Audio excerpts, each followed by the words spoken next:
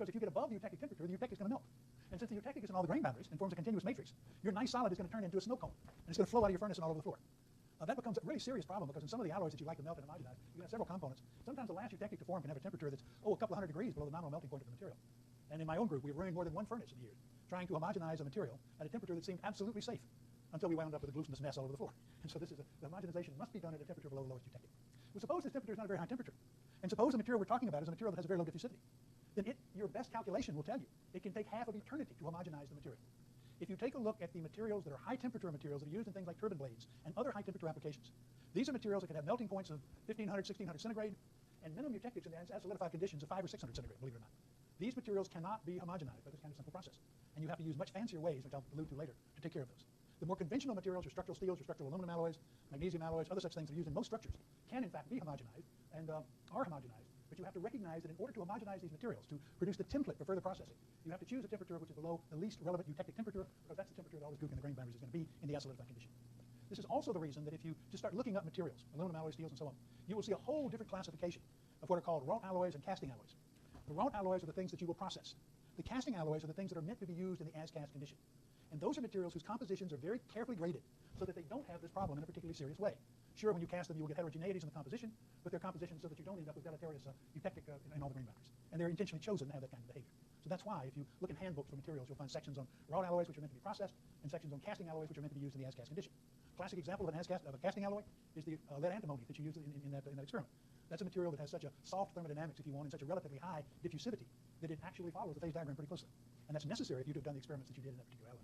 Most other things are not that way, particularly with structural materials, and most definitely not high-temperature structural materials. In a solution, you'll do a steel laboratory in which you'll look at steel, in which steel is a good example.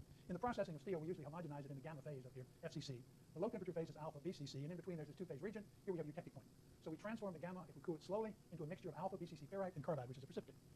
When you cool through a two-phase region, you actually have a more complicated transformation diagram, which crudely looks something like this. When I first enter the two-phase region, the transformation is gamma going to alpha, or if this were liquid, liquid going to alpha. So I'm interested in the nucleation of alpha particles from a homogeneous parent phase, and there will be a C curve, something like this. However, as I get lower in temperature and cross the eutectic temperature, the transformation changes. And now what I am nucleating is the eutectic constituent, which will ordinarily grow in that layered pattern that we've talked about.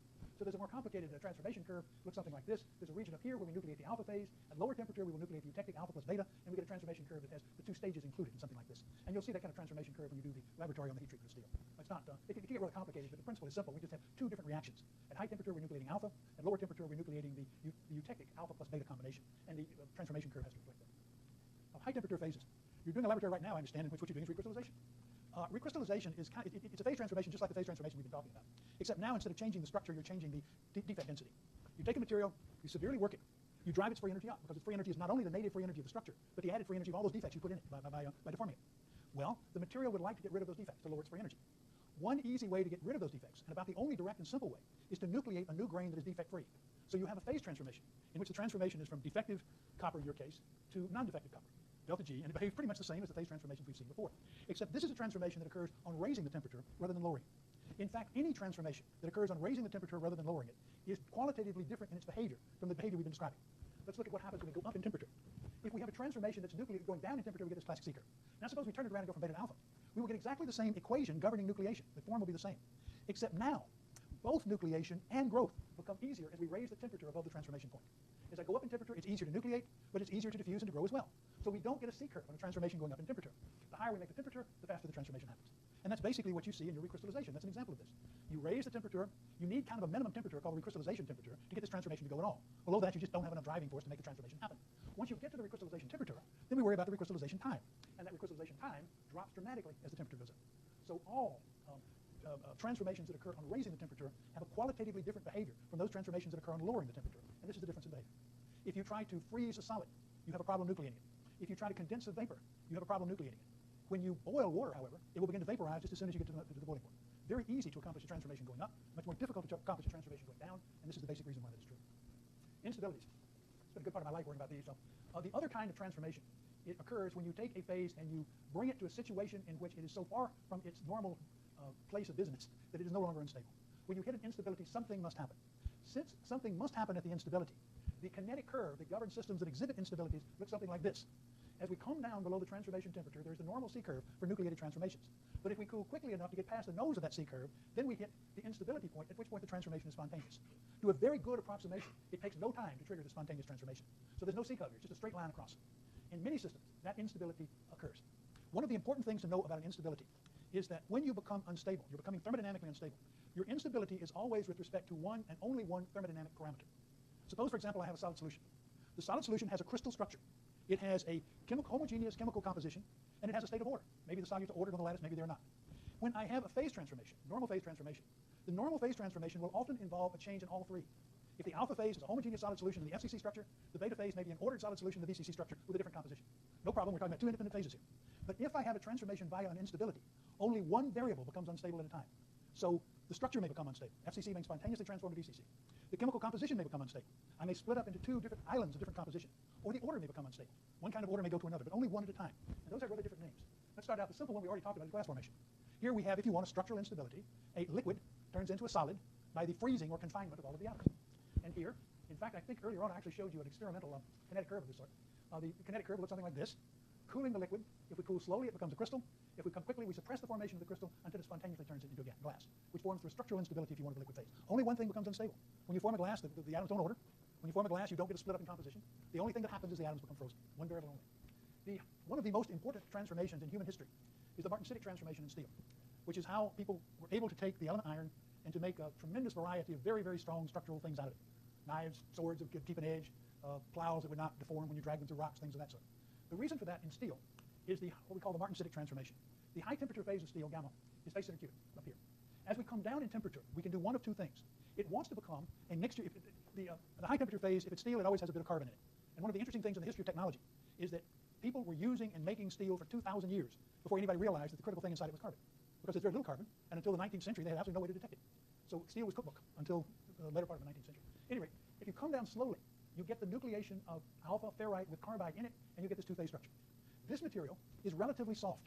It can be nicely ductile, it can be useful, but it's relatively soft. And in fact, since this was all people knew how to make in the very early days of the Iron Age, that's why, in fact, for example, the weapons that the ancient Hittites made out of iron and the Assyrians made out of iron weren't nearly as good as the weapons that people make out of bronze before that. They were very soft, they would hold an edge, but not a particularly good one. And if you imagine the knights going to battle and beating on each other, what they would do is go to battle and beat on each other and then retire from the line and straighten out their sword and go do it again. There was not such a thing as a really effective weapon until the Smiths actually discovered martensitic steel. What martensitic steel is simply the use of a structural instability in the steel. I take the gamma, I cool it very quickly, I quench it. You remember the blacksmith plunging his things in the water. He's quenching the steel. He's getting it past the nose of the TTT curve here, down into a region in which it spontaneously transforms from FCC to VCC. Now that has a couple of very important things that make it up. First of all, there is a dramatic change in crystal structure from FCC to VCC. And if I try to do that within the body of the material, there's a big distortion of the lattice that has to happen for that to occur. That distortion is by itself going to introduce a very high density of defects. It's going to give me a very hard material. Even more hard, because remember, in an instability, you only change one variable at a time. The alpha that is created down here by martensite is supersaturated in carbon. But since it forms by an instability, there's no place for the carbon to go. It gets trapped. So you end up with an alpha phase VCC alloy that is much higher in carbon than it would be if it formed naturally. So both the trapped carbon and the distortion of the lattice create a very, very hard material at low temperature. In fact, it's a very complicated structure. The other thing about the martensitic transformation is that it doesn't happen all at once. And the reason is kind of straightforward. If I cool down here, I'm going to trigger the martensitic transformation, what's called the martensite start temperature right here. That is the initial instability of the gamma phase. It's going to form some martensite. The martensite will tend to come out in the form of plates for reasons that you can explain theoretically that's beyond this course. Anyway, it'll come out in the form of plates.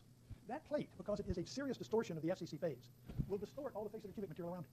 The net result is that it's not, this transformation, unlike the glass transformation, is not going to just zip to completion. Once I form a bit of martensite, the FCC phase around it is so distorted that it cannot transform itself. It doesn't want to. The free energy would change would be positive rather than negative. To get the transformation to continue, to overcome the strain I'm putting into the lattice, I have to keep cooling the material to get a bigger and bigger driving force to keep that transformation going against the strain energy that I'm putting in as the transformation proceeds. So this martensite phase forms over a range of temperatures between the MS and the MF and produces what can be very messy microstructures like this. And what's happening here is you're forming martensite, straining the lattice, which makes it difficult to transform. You've got to cool it some more. You transform some more. That strains the lattice. You've got to cool it some more. And that process just keeps going until you finally get this MF. The result is a material that's very, very hard.